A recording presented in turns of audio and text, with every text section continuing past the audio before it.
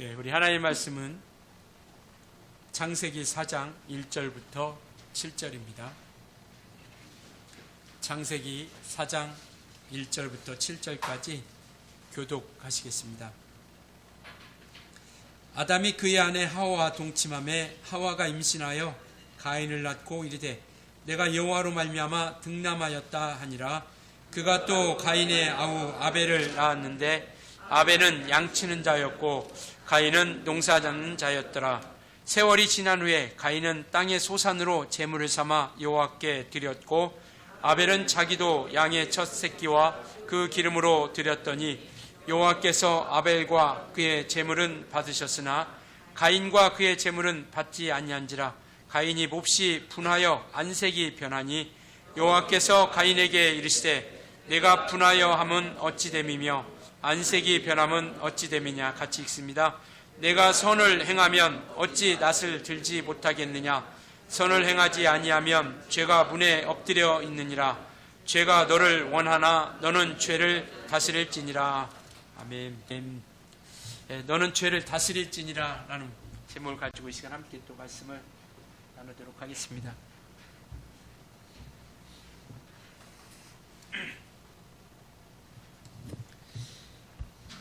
우리가 미술 시간 이래 좀 오래된 이야기긴 하지만 어쨌든 이렇게 보면 물감을 물에 딱 떨어뜨리면 그 물감이 물에 싹 번지죠. 또 우리가 음식점에 가서 그런 경험을 좀 많이 좀 가끔 하기도 하는데 잘못 먹다가 음식이 옷에 떨어지죠. 그래서 이게 막 문질리다 보면 이렇게 많이 또 더 더러워지고 번지게 되는 것을 우리가 볼 수 있습니다. 우리가 죄라고 하는 것, 창세기를 통해서 우리가 계속 살펴보는 것은 뭐냐면 이제 죄라고 하는 것을 통해서 하나님께서 싫어하시고 또 하나님께서 원치 않는 것이다라는 것이고, 또 하나는 뭐냐면 죄가 무섭다라는 것을 우리가 기억을 하셨으면 좋겠습니다. 그러니까 죄를 지어도 아무렇지도 않는 그런 것이 아니라 죄가 두려운 것이고 또 죄가 무서운 것이고 죄를 우리가 지어서는 안 된다라는 것들을 우리가 한번 그렇게 가지고 기억을 하셨으면 좋겠습니다. 아담과 하와가 말씀을 그러니까 죄라고 하는 것이 들어오기 시작한 것은 뭐냐면 말씀을 신뢰하지 않은 겁니다. 그러니까 믿지 않는 것이죠. 신뢰하지 않으니까 이것이 뭐냐면 불신 아니겠습니까? 이 불신은 바로 불순종이라고 하는 것으로 이제 이루어지게 되는 것이고, 불신하게 되니까 불순종을 이루어지고, 그 신앙의 모습은 뭐냐면 불신앙의 모습까지 우리가 이루어지게 가는 것이죠. 그러니까 하나님께서는 이것을 가장 싫어하는 것이죠.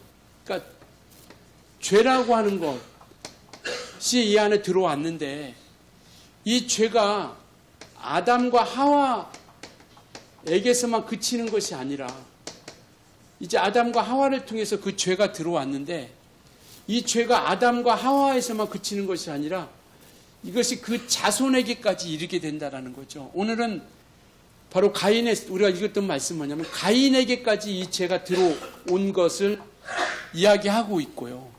그 가인의 죄가 얼마나 또 악한 결과를 낳게 되는지를 우리가 보게 됩니다.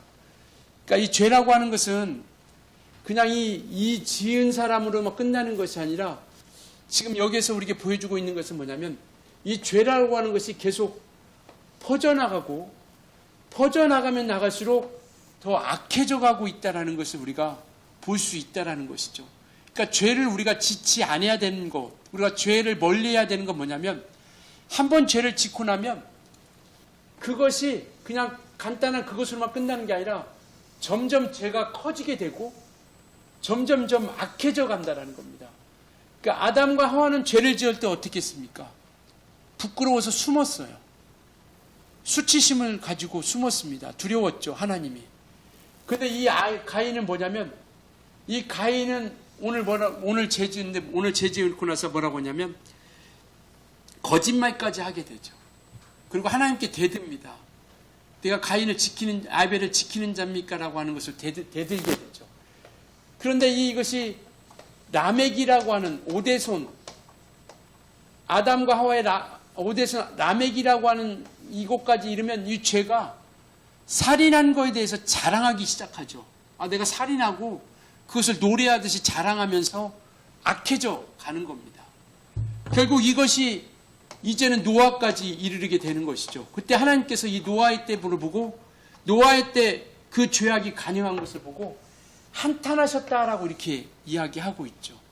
그러니까 이 죄라고 하는 것이 왜 무섭냐면 점점점 커지면서 점점점 악해져 간다라는 거예요. 그러니까 예전에는 사람 한 명만 죽여도 정말 그러한 것을 치를 떨면서 그러한 것에 대해서 막 욕도 하고 또 손가락질도 했는데 지금은 뭐 한두 사람 죽였다고 해서 그것이 듣는 사람도 뭐 이 마음에 어떤 그러한 것들이 있지 않고 뭐 죽이는 사람도 아무렇지도 않고 몇십 명이나 죽여야 그것이 기사거리가 되고 그것이 이제 사람들의 마음 가운데 조금 울림이 되는 거죠. 그러니까 그만큼 죄가 악해져 간다라는 거예요. 우리가 신앙생활도 마찬가지인 것 같아요. 처음에는 뭐 하나 조그마한 거 하나 잘못하면 참 자책도 많이 하고 왜 그랬을까? 내가 정말 왜 이렇게 불순종하고 불신앙하고 왜 이렇게 살까 하다가 이것이 한 번, 두 번, 세 번, 네 번 가다 보면 아무렇지도 않아요. 이제는 뭘 해도 죄책감이 사라졌어요. 우리가 양심으로 살아가는 건 아니지만 우리가 신앙이라고 하는 신앙 양심을 가지고 살아가지만 많은 사람들이 일반 양심마저도 져버렸고 신앙 양심도 더더욱 사라져버린 겁니다. 그러니까 세상의 도덕적인 윤리적인 것들을 봄에도 아무렇지도 않아요. 더 어떤 큰 것을 해야 저 나쁜 놈, 저 죽일 놈 이렇게.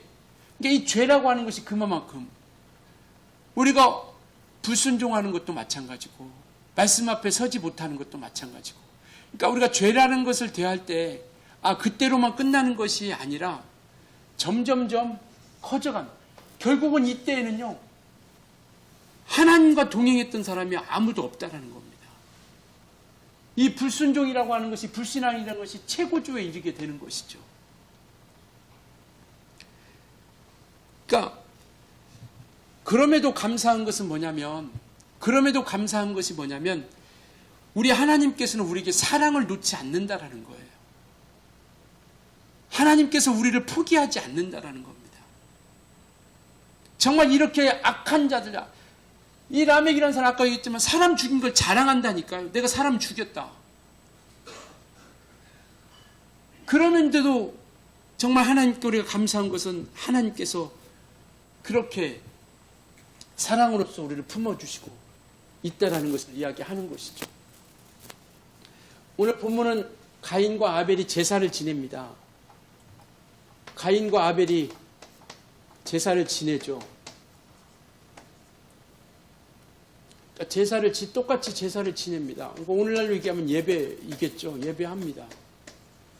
예배하는데 이 예배를 하나님께서 가인의 제사 것은 받지 않았어요.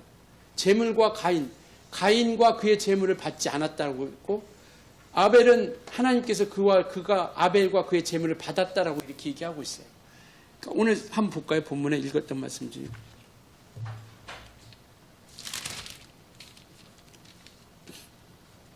3절 4절을 보겠습니다.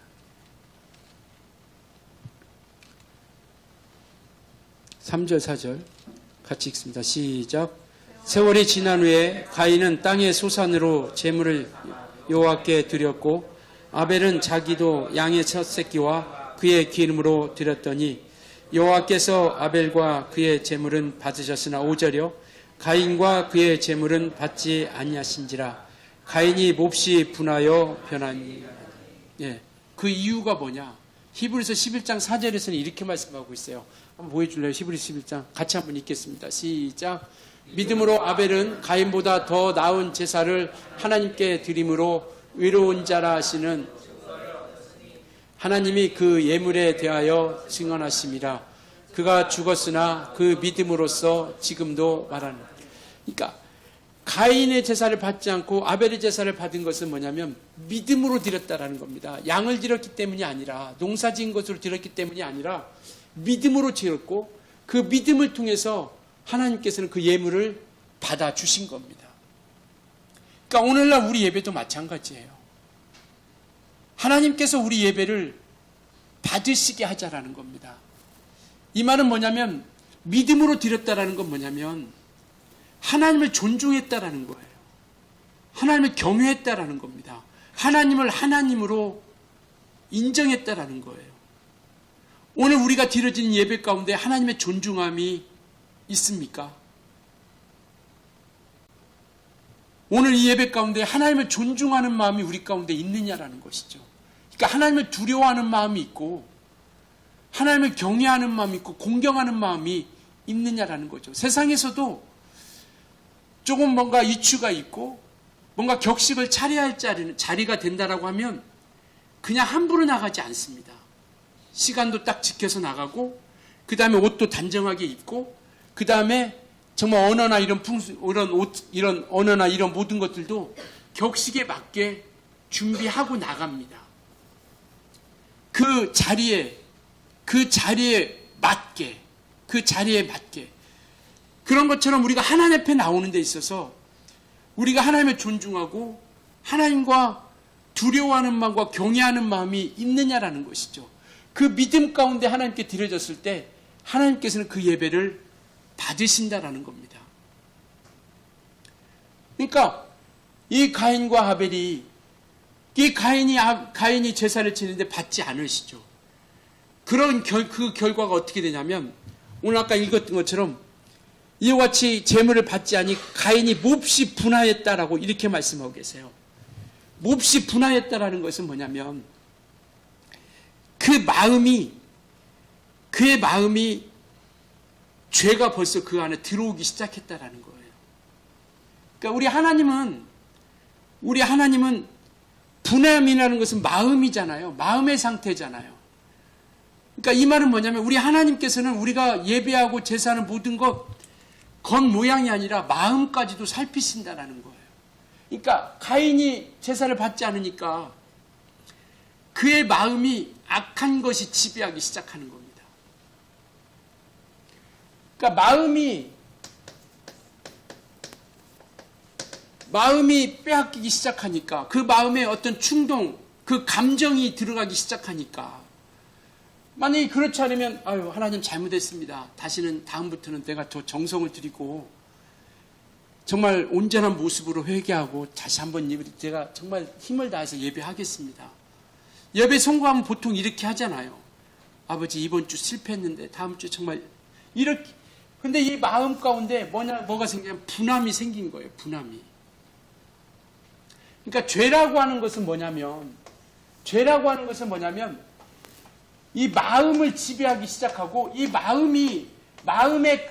마음으로서 끝나는 것이 아니라 이 마음이 뭐냐면 행동을 하게 만드는 거예요. 마음에 가졌던 것을 행동하게. 이 마음이 어떻게 해요? 분하잖아요. 분함을 가지니까 왜 내 거 왜 안 받아? 저 녀석 공만 받고 왜 내 건 안 받아? 그런 분함이 이 안에 생기니까 이것이 행동으로서 나타나는데 어떻게 나타나냐? 살인으로서 나타나기 시작한다는 거예요. 이게 무서운 거거든요. 죄라고 하는 것이 그냥 마음에 품은 것으로 끝나는 것이 아니라 이 죄라고 하는 녀석은 행동으로 반드시 드러나게 되어 있다는 겁니다. 그래서 우리는 마음이 어떠한 마음과 생각을 가지느냐가 굉장히 중요한 거예요. 나는 마음이 보이지 않으니까, 사람들에게 마음 들키지 않으니까. 아니요, 하나님은 그 마음까지 보신다니까요. 그래서 우리가 이 마음을 빼앗겨서는 안 된다라고 이야기하는 겁니다. 여기서 또 한 걸음 나가면 우리가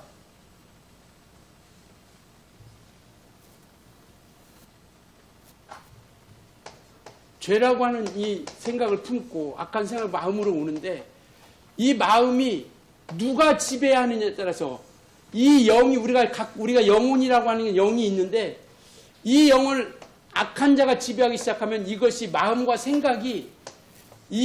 생각이 그 악한 것으로부터 지배받고 통치를 받게 되고 그 지배받은 것이 행동으로서 나타나게 된다는 겁니다.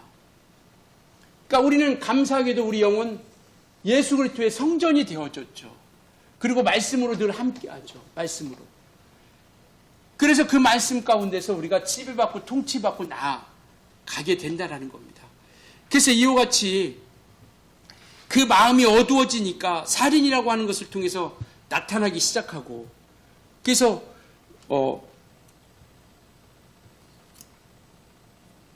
5절에도 안색 몹시 분하여 안색이 변하니 6절에도 보면 여호와께서 가인에게 이르시되 내가 분하여 하면 어찌 됨이냐 안색이 변하면 어찌 됨이냐라고 이렇게 얘기하고 있는 것이죠. 그러니까 하나님은 그 마음까지도 살펴보신다라는 겁니다.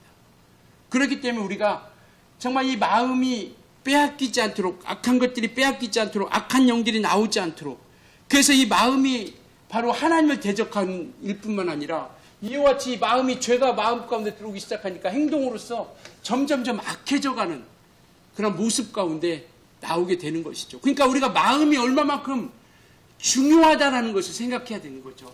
그러니까 가지 말자, 하지 말자 하면 그 생각 가운데 악한 것들이 딱 붙잡기 시작하면 하지 말아야 할 일들이 내 생각 가운데 마음 가운데 막 스쳐 지나가요. 오늘 오늘 좀 피곤하니까 오늘 성경 보지 말고 내일서부터 하자. 그 생각이 내 마음 가운데 생각 가운데 딱 자리 잡으면 성경을 보지 말아야 할 이유가 막 수십 가지가 여기 지나갑니다. 피곤하잖아. 피곤하니까 하지 말고. 시간도 없잖아. 너 좀 쉬어야 되잖아. 하지 말아야 할 일들이 막 지나가요. 그러나 해야 되겠다고 생각하고 딱 지나면 그래 한 절이라도 보자. 내 영혼이 살려면 육체도 밥 먹고 사는데 내 영혼이 살려면 한 절이라도 봐야지 라고 하는 생각을 통해서 그 마음 가운데 행동으로서 나타나게 된다는 겁니다. 그래서 이 마음은 마치 죄의 마음은 마치 기생충과 같은 거예요. 기생충이 뭐냐면 우리 몸에 붙어서 우리 영양분을 막 뺏어가잖아요. 우리 몸에 붙어서 이 기생충을 우리 육체가 건강하도록 우리가 먹고 또 채웠던 그런 영양분을 이 기생충은 막 뺏어가는 겁니다. 그래서 우리가 건강을 해치게 만들죠. 그처럼 이 죄의 마음은 기생충과 같아서 하나님의 마음을 정말 주님의 마음을 자꾸 우리 안에서 뺏어가는 거예요. 막 영양분을 빼앗아가듯이 주님의 마음과 심령을 막 빼앗아가는 거예요. 그래서 이 죄라고 하는 것이 그렇게 무섭다라는 것을 말씀하고 있습니다. 그래서 이와 같이 정말 우리가 이 죄의 마음을 우리가 빼앗기지 않도록 애쓰는 것이고, 감사한 것은 뭐냐면 악한 원수들도 우리의 마음을 차지하려고 하죠. 내 마음을 악한 것들이 막 차지하려고 합니다. 또한 성령께서도 우리 마음을 차지하려고 하는 거죠. 그래서 원수도 성령도 이 마음을 막 차지하려고 몸부림칩니다. 이 마음을 차지하려고 악한 원수도 막 달려들고, 그 다음에 성령께서도 막 우리 가운데 오시려고, 우리 마음을 막 차지하려고, 이곳에 함께 하려고 악한 것들도. 그래서 우리가 갈등이라는 게 생기잖아요. 갈등이라고 하는 게. 그러니까 세상 사람들은 이 신앙에 대한 말씀에 대한 갈등이 없죠. 성령으로 인도함 받으려고 하는 갈등이 없는데 우리는 이 갈등이 있는 거예요. 육체적인 소욕과 함께 그 길을 온전히 또 하나님 말씀대로 살아가지 못하게 하는 그 원수의 마음과 성령이 주시고자 하는 온전한 길로 걸어가고자 하는, 우리가 그런 만화 같은 거나 뭐 이런 거 보면 그런 거 하잖아요. 마음이라고 하는 것을 막 이야기하잖아요. 내 마음이 두 마음이 생겨서 이쪽에서는 천사의 옷을 입고 천사가 좋은 마음을 막 주죠. 뭐 그 이온 숙련가 뭐 이런 텔레비전 보니까 그 마음이 두 마음 그것도 마찬가지라고요. 두 마음, 한 마음은 악한 마음. 야, 그만해, 됐어. 야, 너 할 만큼 했어. 그러니까 그만해도 돼. 근데 여기는 아니야, 더 해야 돼. 이렇게 해서 막 마음을 해주는데, 유튜브 잠깐 영상 봤는데 그것이 뭐 이렇게 소리는 안 나오는데 어떤 아이가 침대에 이렇게 누워 있어요. 그러니까 병 들어가지고 아파가지고 누웠는데 그 시커먼 옷 입은 그 악한 자가 막 와서 막 괴롭히니까 얼굴이 막 굳어지고 막 인상 쓰고 막 그러는 거예요. 근데 그것이 싹 이렇게 예수님이 딱 오니까 얘가 싹 사라지는데 얘 얼굴이 환하게 펴지는 그런 영상이 있더라고요. 그러니까 우리 안에도 두 마음이 이쪽에서 이 마음과 이 마음이 있는 거예요. 그래서 이쪽에서는 하나님과 점점 멀어지게 하고 이쪽에서는 하나님께로 점점 가까이 가게 하려고 하는 그 마음이 자꾸 우리 가운데 도사리게 되는 것이죠. 그러니까 죄는 자꾸 우리를 물들게 만드는 거예요. 하나님과 멀어지게 하는 것.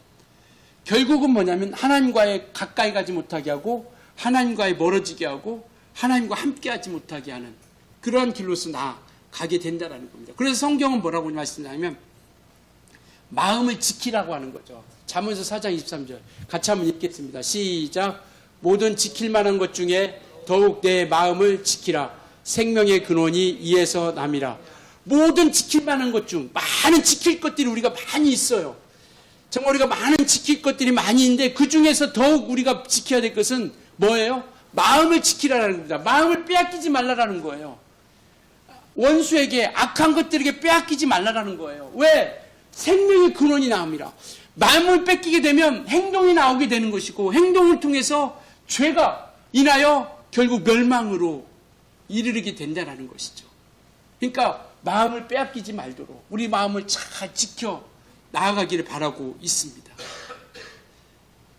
우리의 생각과 우리의 마음은 누가 지배하고 있습니까? 지금 여러분의 생각과 여러분의 마음은 누구로부터 지배받고 있나요? 이것이 우리에게는 굉장히 중요한 겁니다. 그래야 죄가 틈을 타지 못하게 해야 되고 죄가 들어오기 시작하면 결국 우리는 나 자신도 모르게요. 더욱더 악해져 가는 겁니다. 더욱더 심해져 가는 거예요. 그래서 요한계시록 보면 불의한 자는 불의하게 거룩한 자는 거룩하게 이렇게 계속 밀어주신다라는 것을 말씀을 하고 있습니다. 그러니까 누구의 이야기를 듣느냐에 따라서 바뀌는 거예요. 우리 모두가 신앙생활 하다 보면 어려움을 겪기도 합니다. 그때 누구를 만나고 누구로부터 이야기를 듣느냐에 따라서 일어나서 믿음으로 회복되느냐 아니면 더 멀어지느냐가 달라지는 거예요. 그러니까 우리가 시험 들 때 누구에게로 나와야 되느냐? 주님께로 나오고 말씀에게로 나오면 시험이 들 때도 있고 넘어질 때도 있지만 다시금 일어날 수 있는 힘이 생긴다는 겁니다. 그런데 그렇게 갈등 가운데 있을 때 정말 혼자만 내버려 두지 않거든요. 우리 성령께서만 오시는 것이 아니라 원수도 오기 때문에. 그러니까 우리가 이것을 그때 우리가 잘 생각하고 마음을 지켜서 누구로부터 오는 누구의 이야기를 들을 것인가. 믿음 없는 사람들 얘기 들으면 그죠. 야 됐다 그만해라. 너 봐봐라. 예수 믿는다더니 뭐 되는 게 뭐가 있어. 너 예수 믿는다더니 된 게 뭐가 있어. 매일 비실비실하고 아프고 돈도 없고. 그렇게 되면 그래 예수 믿는 거 뭐 아무 이렇게 바뀌는 거죠. 근데 그런 상황 가운데서 정말 믿음 있는 사람들의 이야기를 듣고 믿음의 사람을 만나면 그래도 우리 기도하자. 이런 시련 어려움이 있지만 그러나 우리 하나님께서는 반드시 우리를 생명의 길로 이끌어 주실 것이다. 라고 우리가 그와 같이 그런 말씀을 드리면 우리가 그래 다시 한번 일어서자. 그런 마음의 결단과 그런 역사가 나타나기 시작하는 거죠. 그러니까 가인도 정말 죄의 욕망을 끊고 나왔어야 되는데 그래서 하나님께서는 그 마음을 아시니까 가인의 마음을 아는 거예요. 분한 마음이 있다는 걸 아니까 뭐라고 말씀하고 있냐면 7절 우리 한번 같이 읽을까요? 4장 7절이요. 같이 읽습니다. 시작. 내가 선을 행하면 어찌 낯을 들지 못하겠느냐. 선을 행하지 아니하면 죄가 문에 엎드려 있느니라. 죄가 너를 원하나 너는 죄를 다스릴지니라. 그러니까 네 앞에 죄가 유혹하고 있다. 지금 분함이라고 해서 그 마음이 너무 네가 뺏겼어. 그러니까 이것은 행동으로 가기 전에 죄를 다스리라는 거예요. 하나님께서 그 분함을 알고 죄를 다스리라고 말씀하고 있는 겁니다. 그러나 그 죄를 다스릴 능력이 없죠. 그러니까 죄의 소원은 있지만 그러니까 죄가 짓고자 하는 욕망, 죄를 짓고자, 죄가 우리 앞에 다다르고 있는데 너희는 그 죄의 유혹에 넘어가지 말고 그 죄에 굴복되지 말고 그 죄를 이겨나가라고 이렇게 얘기하는 거죠. 그러니까 우리가 이때 죄의 유혹 가운데 우리가 일어날 때 우리가 충동적으로 하지 말아야 된다는 거죠. 감정적으로 하면 안 된다는 겁니다. 그러니까 충동과 감정으로 하게 되면 하나님의 생각이 나타나지 않죠.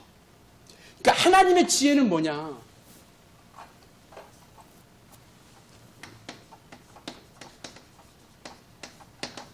하나님의 지혜는 말씀에 순종하는 게 지혜입니다. 사람의 지혜는 자기 생각이에요. 자기 생각. 그러니까 예배가 상달 안 됐어요. 근데 자기 생각이 하나님 말씀에 순종하면 회개하고 돌이키고 하는 게 맞는 거죠. 자기 생각이 분함이 든 거예요. 분함이 든 거 충동적이고 감정적으로 바뀌어버린 겁니다. 그러니까 살인해버리는 거죠. 충동적으로 감정적으로. 이게 가장 무서운 거거든요. 신앙생활 하면서. 그 충동적으로 감정적으로 그러니까 시기 질투 이런 것들을 통해서 나타나기 시작한다는 겁니다. 그러니까 우리가 그때는 잠시 멈춰 섰으면 좋겠어요. 어려움도 있고 고난이 있고 아픔이 올 때 그때는 잠시 멈춰 서는 겁니다. 혹 내가 악한 것에 끌리고 가는 것은 아닌지, 내가 감정에 지금 이끌림 받고 있는 것은 아닌지. 사람들이 시험 받으면 시험 들면 그런 거잖아요. 감정에 기분 나빠서 나왔나. 자기 감정과 어떤 충동적인 것을 통해서 그렇게 얘기하는 거죠. 됐어, 나 기도 안 해. 자기가 감정과 충동이 있다. 그렇게 되면 결국은 뭐냐면 악한 행동이 나올 수밖에 없다라는 겁니다. 그러니까 우리가 그 자리에 서서 이것이 내 감정적인가 충동적인가 하나의 말씀으로 인도함 받는 것인가. 사람들은 이것을 어리석다라고 생각하죠. 십자가의 도가 멸망하는 자들에게는 미련하다 이렇게 얘기하고 있습니다. 그러니까 하나님의 지혜는 사람들이 볼 때는 미련한 거예요. 야, 이렇게 어려울 때는 뭔가 노력을 해야 되고 뭔가를 해야 되고 뭔가를 이렇게 해야지. 누가 교회 가서 기도하냐 이렇게 얘기하는 거죠. 그러니까 우리가 이러한 것을 통해서 정말 그것에 대해서 온전히 그런 것들을 우리가 나아갈 때 우리가 이겨나갈 수 있는 것은 뭐냐면 기도를 통해서 우리가 이겨나가는 것이고 말씀을 우리가 붙잡는 것으로 이겨나갈 수 있다는 겁니다. 그러니까 우리 힘으로는 이겨나갈 수 없어요. 기도를 통해서 우리 한번 어디입니까? 빌립보서 4장 한번 보여주실래요? 아무것도 염려하지 말고 다만 모든 일에 기도와 간구로 너희 구할 것을 감사함으로 하나님께 아뢰라. 7절 같이 읽습니다. 시작. 그리하면 모든 지각에 뛰어난 하나님의 평강이 그리스도 예수 안에서 너의 마음과 생각을 어떻게 해주신다고요? 마음과 생각을 예수 안에서 마음과 생각을 지켜주신다는 거예요. 그러니까 기도를 통해서 주님 앞에 감사함을 통해서 나가면 우리의 생각과 마음을 지켜주신다는 겁니다. 이게 하나님의 지혜거든요. 이게 하나님의 지혜예요. 그런데 충동적으로 감정적으로 이게 제일 무서운 거거든요. 그러니까 좀 이치에 안 맞을 때도 있어요. 신앙생활 하다 보면 말씀이 좀 내가 생각했던 것과 어떤 합리적이지 않은 부분도 많이 있죠. 이거 다 틀리네. 성경 다 거짓말이야. 성경 다 거짓말이고 예수 믿는 사람들은 다 거짓말장이야. 이렇게 얘기하죠. 왜? 자기가 생각하는 그 하나가 맞지 않으니까. 그것이 자기의 생각, 자기의 지혜대로 나간다는 거죠. 우리는 하나님의 지혜로 기도하면서 왜? 우리의 생각과 마음을 빼앗기지 않아야 되니까. 그리고 말씀 앞에 우리가 나아가는 겁니다. 잠언서 22장 한번 보여주실래요? 노를 품는 자와 사귀지 말며 울분한 자와 동행하지 말지니. 노를 품는 자, 자기 감정이거든. 감정대로 충동적으로 살아가는 사람. 울분하는 자. 왜냐하면 25절 같이 읽습니다. 시작. 시작. 그의 행위를 본받아 내 영혼을 올무에 빠뜨릴까 두려워합니다. 감정과 충동적으로 따라가는 사람들, 그런 이들에게 따라가게 되면 내 영혼이 망하게 된다는 겁니다. 그렇기 때문에 우리가 말씀 앞에 우리의 생각을 지키기 위해서 그러한 이들과 멀리하고 그렇게 나아가며 달려가는 것이죠. 그래서 이와 같이 굴복하지 말고, 그러니까 우리가 죄가 왜 무서웠냐면 조금만 우리 안에 자리 잡기 시작하면요, 그 죄라고 하는 녀석은 점점점 더 크게 자꾸 커지게 만드는 거예요. 처음에는 조그만하게 이렇게 시작하죠. 조그만한 죄로 인하여 시작했던 것들이 처음에는 점점점 이제 면역이 되고 그것이 매너리즘에 빠지고 그렇게 되면 아무렇지도 않아요. 나중에는 예배 한번 빠져도 처음에는 정말 마음이 아프고 슬프고 애통하고 막 뭔가 세상이 다 뭐 내가 어떻게 되는 것처럼 했는데 2번 빠지고 3번 빠지다 보니까 아무렇지도 않은 거죠. 기도도 마찬가지고 말씀도 마찬가지고 신앙생활이라고 하는 게 그런 거예요. 그래서 우리는 한두 번만 빠져도 뭐라고 합니까? 시험 들었나? 뭐가 잘못됐나? 근데 불교는 뭐예요? 다른 종교에 얘기해서 좀 죄송하긴 한데 불교는 1년에 한 번만 가도 불교의 종교가. 근데 우리는 10번만 빠지면 기독교라고 쓴다라는 게 이게 쉽지 않죠. 쉽지 않아요. 불교는 근데 10년에 한 번만 가도 그렇게 그런 사람 있잖아요. 종교가 뭐예요? 나 불교예요. 뭐 절에 몇 번 갑니까? 지금까지 한 번도 안 갔어요. 근데 우리는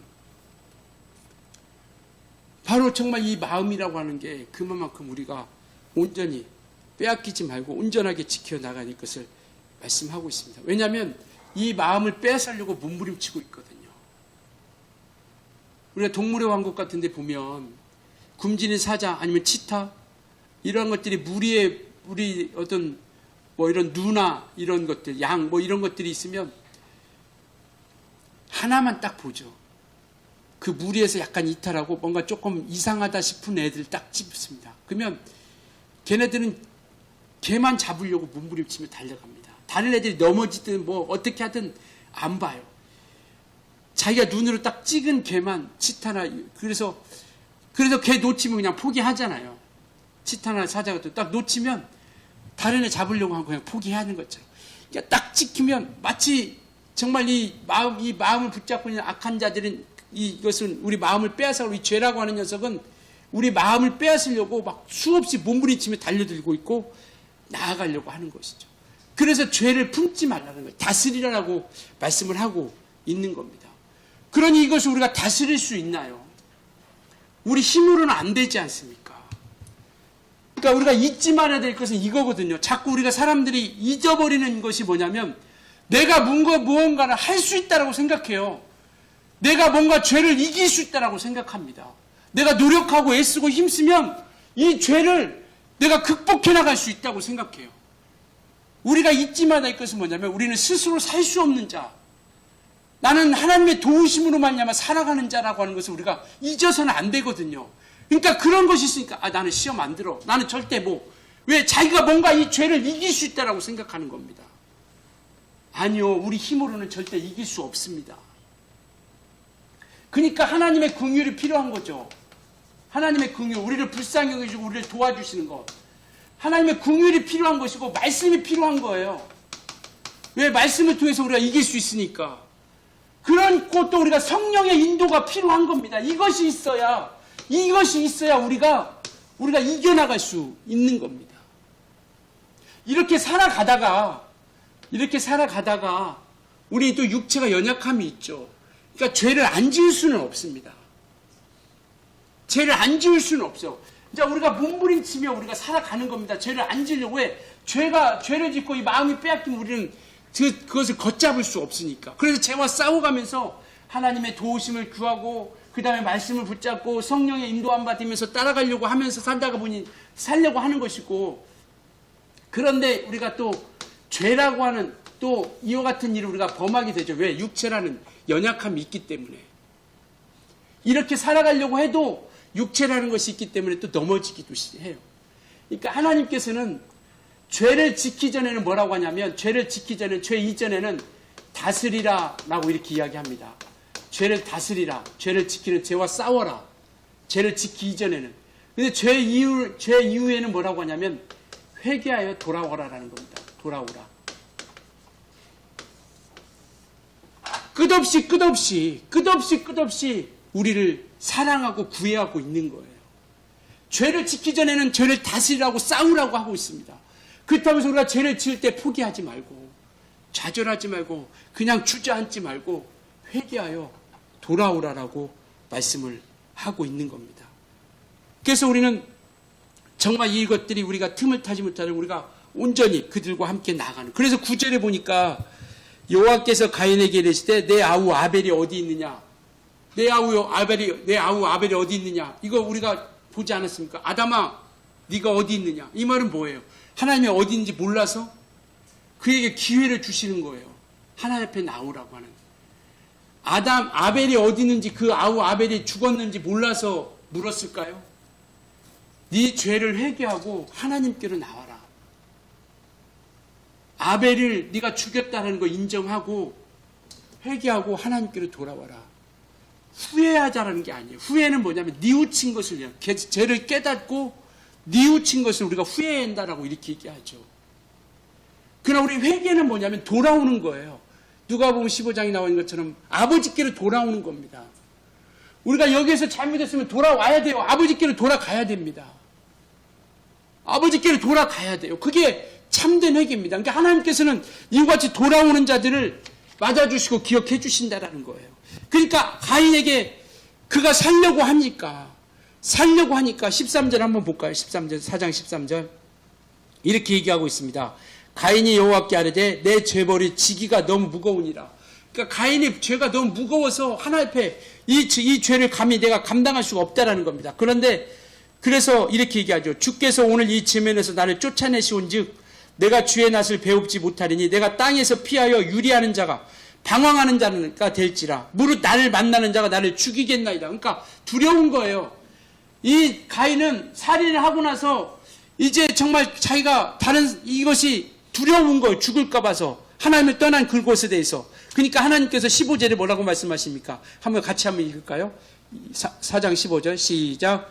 여호와께서 그에게 이르시되 그렇지 아니하다. 가인을 죽이는 자는 벌을 7배나 받으리라 하시고 가인에게 표를 주사 그를 만나는 모든 사람에게 죽음을 면하게. 돌아오는 자들에게 하나님께서 비난 대신 회개를 통해서 초청하시는 겁니다. 내 아우 아벨이 어디 있느냐라는 것은 죄를 지었기 때문에 비난하고 조롱하는 것이 아니라 내 앞에 나왔으면 좋겠다. 너희가 나를. 그래서 가인을 살고자 했을 때 살려주시는 겁니다. 마치 도피성과 마찬가지죠. 살인을 했지만 살고자 뛰는 자들에게는 하나님께서 기회를 주시는 것이죠. 그래서 이와 같이 돌아갈 기회를, 돌이킬 기회를 우리에게 허락해 주시는 겁니다. 이것이 하나님의 사랑인 것이죠. 그래서 진정한 회개라고 하는 것은 돌이키는 것, 돌아오는 것. 정말 우리가 살기 원하십니까? 정말 우리가 살기를 바라고 있습니까? 그렇다면요, 우리는 구원의 방주 안으로 들어갈 수 있게 예수님을 축원합니다. 살려고 한다면 방주로 들어가야 됩니다. 들어가지 못하면 다 멸망입니다. 심판이에요. 그래서 살고자 하는 자들은 방주로 들어가야 돼요. 그러기 위해서는 방주에 들어간 사람들은 어떤 사람이냐? 노아 가족뿐이에요. 방주에 들어간 사람은 노아 가족뿐입니다. 왜? 6장 한번 볼까요? 창세기 6장 5절, 6절, 7절 우리 한번 같이 읽겠습니다. 5절, 6절, 7절 창세기 시작. 여호와께서 사람의 죄악이 세상에 가득함과 그의 마음으로 생각하는 모든 계획이 항상 악할 뿐임을 보시고 땅 위에 사람 지으셨음을 한탄하사 마음에 근심하시고 이르시되 내가 창조한 사람을 내가 지면에서 쓸어버리되 사람부터 가축과 기는 것과 공중의 새까지 그리하리니 이는 내가 그것들을 지었음을 한탄함이니라 하시니라. 그런데 8절에 노아는 여호와께 은혜를 입었더라. 이 말은 뭐냐면 노아만이 모든 것들은 죄 가운데 있는 모든 돌이키지 않는 모든 자들은 심판. 그러니까 우리가 죄는 이 죄라고 하는 것은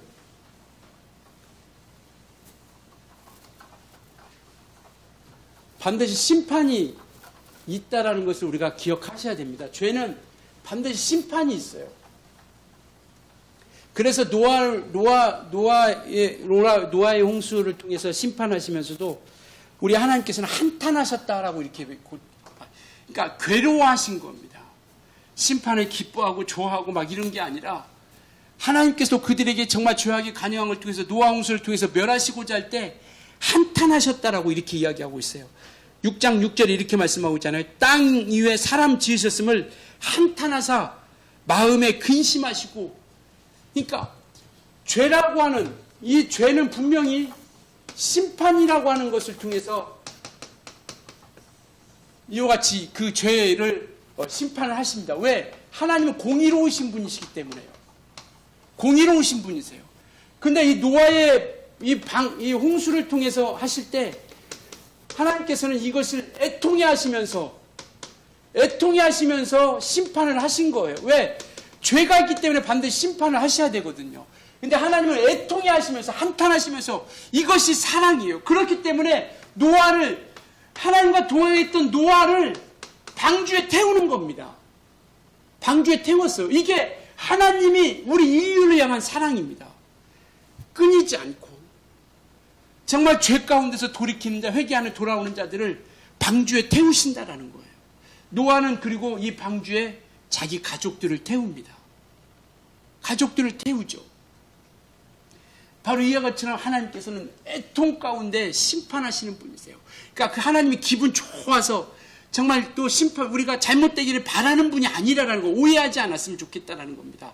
그러나 하나님은 공의로우신 분이기 때문에 심판을 안 하실 수가 없어요. 죄에 대해서는. 그래서 우리가 이와 같이 정말 분명히 노아 홍수는 심판에 대한 이야기이지만 그러나 정말 이와 같이 하나님께서는 우리에게 사랑의 눈물로서 애통하는 것이 바로 노아의 홍수입니다. 우리를 사랑하는 애통함이에요. 이들을 멸하고자 하는 심판하는 그 마음 가운데. 그래서 그 사랑이 노아를 방주에 태우는 것으로서 나타나는 겁니다. 왜? 예수님 오시는 길을 이루어 가시는 길이에요. 창세기 3장 15절에 바로 여인의 자손을 통해서 마귀의 일을 멸하라고 약속했던 그 약속의 말씀을 그 사랑과 구기의 마음을 가지고 노아를 방주에 태움으로써 그 사랑을 계속 이어가고 있는 겁니다. 그러니까 끝없이 우리 하나님께서는 우리를 사랑하시고 품어주시고 이끌어주고 있다라는 겁니다. 사랑하기 때문에. 그래서 예수님이 오시는 길이 계속 이어져 가는 것이고요. 그래서 하나님의 동행한 사람, 하나님과 함께한 사람, 동행한 사람만 태운 겁니다. 노아. 오늘 우리는 구원받았어요. 왜? 예수 그리스도를 모신 자이기 때문에. 그래서 우리가 살고자 한다면 우리는 노아 방주로, 즉 노아 방주를 통해서 구원해 주신 것처럼 예수라고 하는 방주 안에 들어왔을 때 구원의 역사가 이루어져 가는 겁니다. 우리는 예수라고 하는 배에 탔어요. 탑승했습니다. 그렇기 때문에 우리는 구원받은 자예요. 노아가 이렇게 동행함으로 구원받음으로 가족들을 태웠던 것처럼 이제 우리는 하나님의 심판을 면한 자로서 이 세상 가운데 죄악이 관영한 이 세상 가운데 죄가 정말 충만하지 않습니까? 이 세상에 죄가 관영한 이 세상 가운데 우리가 그 죄를 끊어버리고 이들이 죄의 길에서 벗어나고 정말 그들이 노아의 방주에 탔던 것처럼 이와 같이 우리가 방주 안에 태우는 일을 저와 여러분이 감당해야 할 교회의 사명이 바로 그것인 겁니다. 교회의 사명은요, 물론 구제하고 많은 일들을 우리가 해야 됩니다. 그렇지만 우리가 잊지 말아야 될 것은 뭐냐면 죄악이 관영한 그 시대 그 사람들, 죄로 충만한 그들이 죄로 인하여 심판받지 않고 멸망하지 않고 이 방주 안에 이 홍수를 통해서 멸망할 그들에게 노아가 방주에 탔던 것처럼 우리는 노아의 방주로 그들을 태우는 일을 우리가 해가야 된다는 것이죠. 그 사명이 우리 가운데 있는 겁니다. 구원받은 자라고 한다면 우리는 구원받은 자입니다. 우리는 주님의 약속을 통해서 방주에 들어간 자들이에요. 그렇다면 이제 멸망 아래 죄로 인하여 멸망하는 그들에게 이제 우리가 그들에게 정말 방주에 태우는 일을 이루어가는 정말 하나님의 가족이 되도록 노아가 노아의 가족을 태웠던 것처럼 우리가 하나님의 가족이 되도록 우리가 성경에 보면 권속이라는 얘기가 나옵니다. 권속이라고 하는 것은 뭐냐면 가족이라는 뜻이에요. 식구라는 뜻입니다. 이제는 우리가 우리가 이제는 방주로 태워서 하나님의 가족이 되어줄 수 있도록 그 사명을 감당하는 교회요. 그리스도인이 되어줄 수 있기를 예수님으로 축원합니다.